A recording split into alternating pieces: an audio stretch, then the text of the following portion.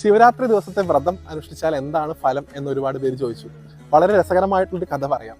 1000 ഏകാദശിക്ക് തുല്യമാണ് അര ശിവരാത്രി എന്നാണ് പറയപ്പെടുന്നത്. അതുകൊണ്ട് തന്നെ അതിന്റെ പിന്നിൽ മഹാഭാരതത്തിൽ വളരെ രസകരമായിട്ടുള്ളൊരു കഥ പറയുന്നുണ്ട്. ഒരിക്കൽ മഹാഭാരതത്തിലെ ഭീഷ്മ പിതാമഹനെ കാണാൻ വന്ന ചിത്രഭാനു എന്ന് പറയുന്ന ഒരു രാജാവിന്റെ കഥയാണ്.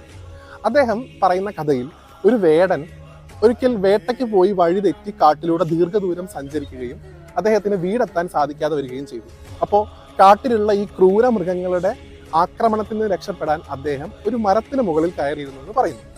ആ മരത്തിന് മുകളിൽ കയറിയിരുന്ന അദ്ദേഹത്തിന്റെ കയ്യിൽ ഒരു മൺകലം ഉണ്ടായിരുന്നു. അത് ഈ കയറുന്ന സമയത്ത് എപ്പോഴോ പൊട്ടി അതിനകത്തൊരു ഓട്ട വീണു.